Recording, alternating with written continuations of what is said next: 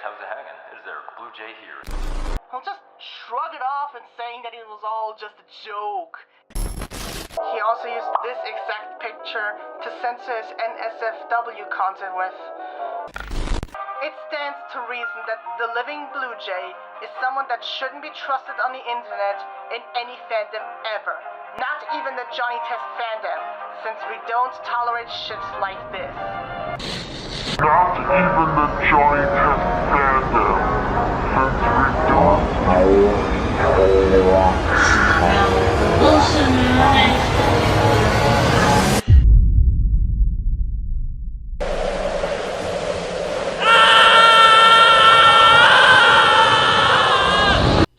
I never thought I had to do another one of these, but I have no choice.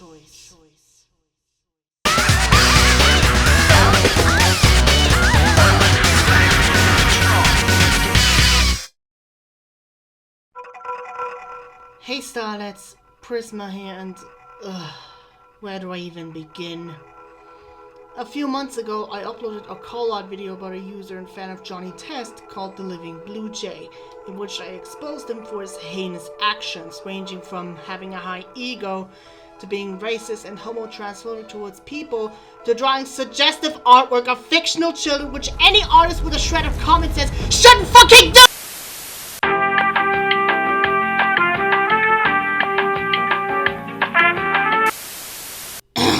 Sorry. Anyways, I concluded the video with some sage advice of never let ego consume you, with a statement that the Johnny Test community will never allow degenerate people to enter. Well, guess I was wrong! Even the smallest of fandoms house the most disgusting pieces of rubbish. Oh, hell no, man. The reason for my anger is because that particular person had done terrible things to me and my friends so much that I had to edit her out and re-upload that original call-out video. In fact, she had caused so much hurt to her victims and even tried to play the victim numerous times just to gain sympathy and manipulate them even further. So today, we're talking about Johnny Test's top villain and biggest bootlicker of the worst villain of my favorite show and worst character period, the Tickler:85.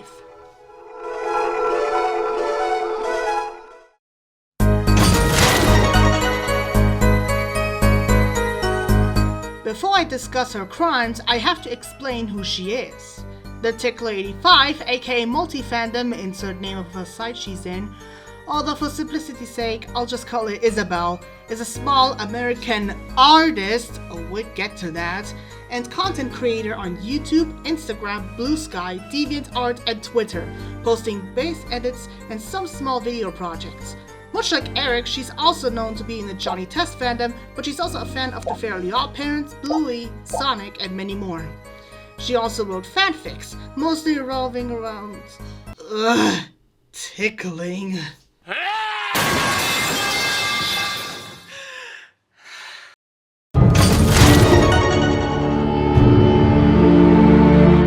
Okay, a little disclaimer.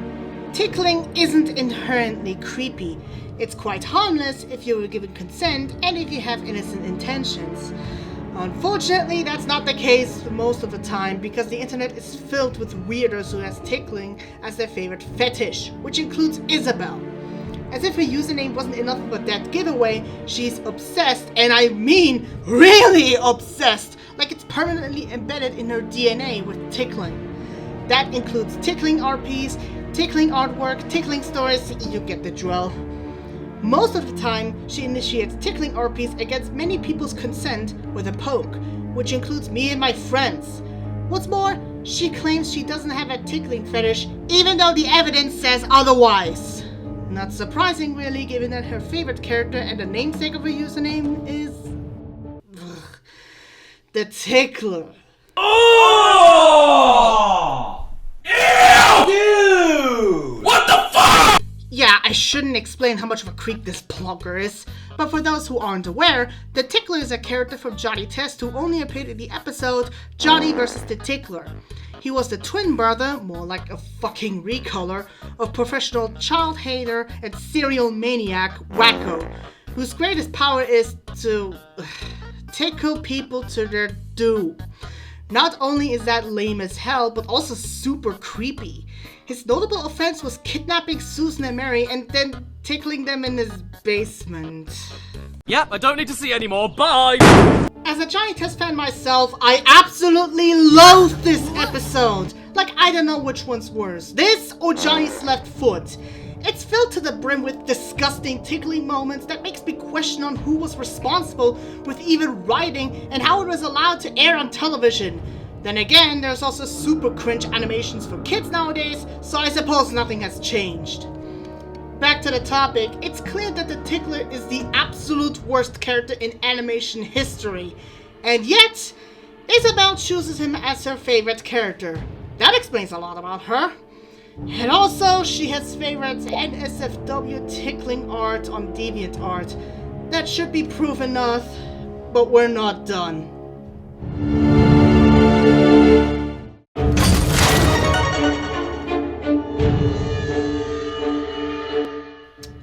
About that remark of her as an artist in quotation marks.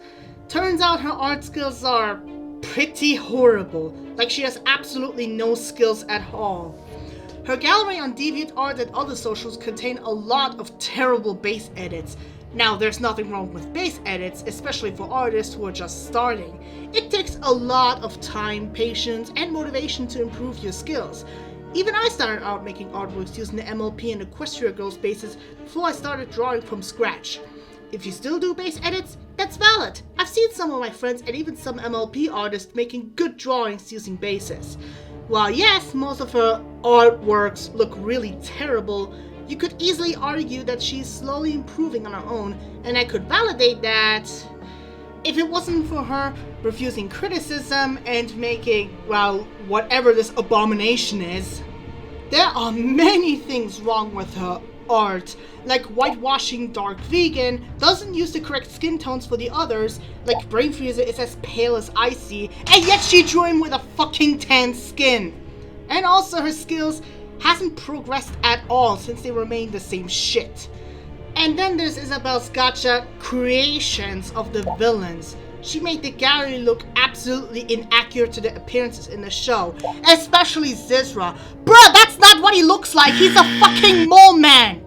In short, her art fucking sucks.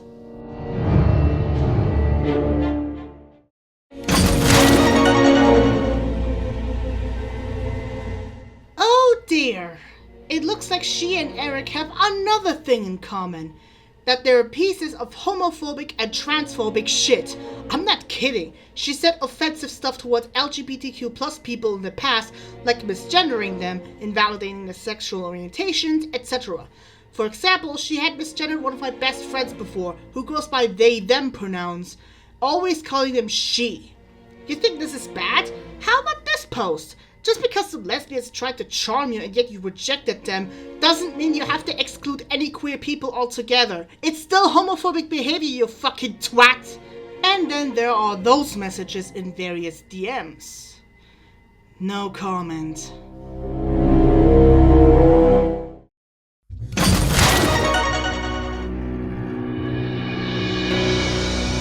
It's clear that manipulation is her middle name, because she has that habit displayed multiple times. What I mean is some classic guilt tripping on others to make them comply to her rules and standards. You know the usual pattern.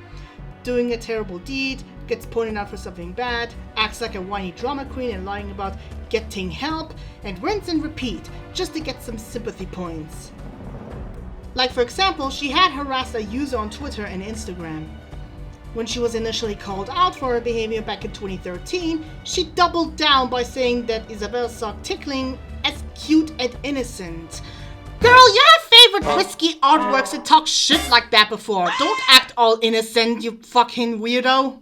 Anyway, she whined to me and my friends for a while that she has changed until we gave her a second chance, thinking that she had finally learned her lesson. Oh, Arceus, that was a bloody mistake. Almost immediately, she went back to her old ways. For example, she had manipulated my friends to turn against me just because I didn't pay attention to them enough when I have a really busy schedule in real life. and yet she doesn't care. And needless to say, I was so hurt and devastated that I actually had second thoughts on being friends with them and even cutting them off altogether. Thank RC as they realized their mistakes, and all is forgiven, though it took a long time to recover. And it gets worse, since apparently she saw me as a target for her toxicity, as she and another ex-friend of mine talked shit behind my back about my art style, as well as my ways of shading while claiming hers to be better. They have no damn authority to judge! It's my way of drawing, my art style, my shading!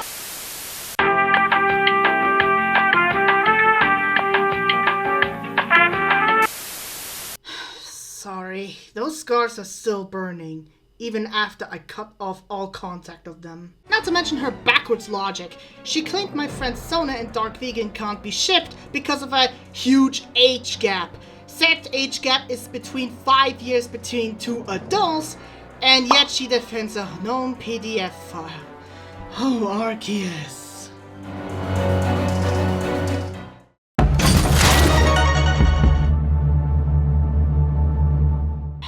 Man, where do I even begin with this? It's like Eric, but much worse. So much so that I have to warn you about the topics again, because her actions are that fucked up. If you don't want to hear about the topics I'm about to discuss, just skip to the end. But if you do, get ready. First up, we have to bring up her obsession with belly buttons. In most of her base edits, she often draws crop tops just to show their belly button. Now, crop tops aren't inherently bad. It's just part of fashion and a way to express themselves. Not to mention, it can lead to some amazing looks if you know the style. Even I am no stranger to drawing crop tops in my artworks. However, there is a difference between using them for fashion and using them for a fetish. And given with her obsession with tickling and belly buttons, she chose the latter option. Even to my friends Sonas, who are not confident to show off skin. It's almost like she sexualizes them without the artist's permission. But the biggest atrocities she has ever done is that she groomed a close friend of one of my best friends. In context, he was 15 and she was 23 at the time. She called him sexy. And this is from the same person who called Brain Freezer sexy when the character himself is a fucking teenager. The same can be said for her love to the Sonic characters, where the majority of the cast are minors. Mate, even if you claim that as a joke, it's still grooming no matter what! Big or small actions, it doesn't matter! I'm so fed up. I am dead serious.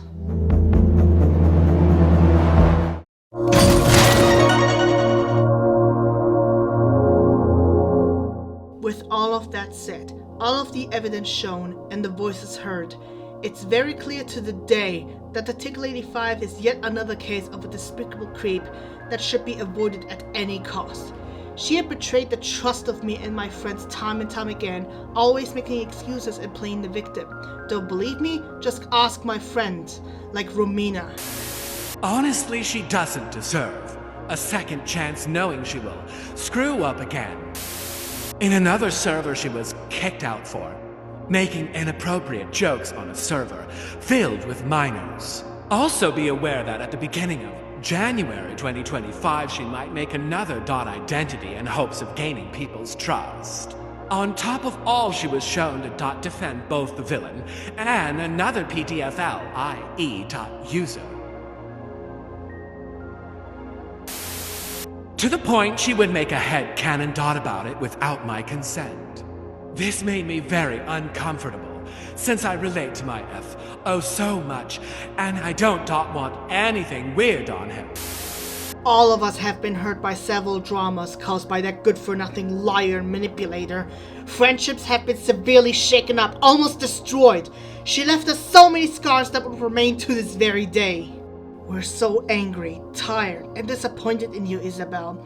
You had broken our trust too many times and caused a shitload of dramas between me and my friends.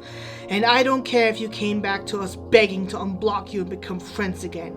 It's already too late. There is no second chance anymore. By the time you committed those heinous acts again and fell back to your old ways, the bridge has been turned to a crisp. Anyway, this video's purpose is to just educate you about the user. Do not harass and witch hunt her under any means necessary. just block and report her. It's more than enough. That's pretty much it. Hopefully the next video will be a bit more uplifting, but honestly, me and my friends became so numb by the pain that it's still gonna take time to heal. Stay safe, my dear starlets, and sparkle on to the sky.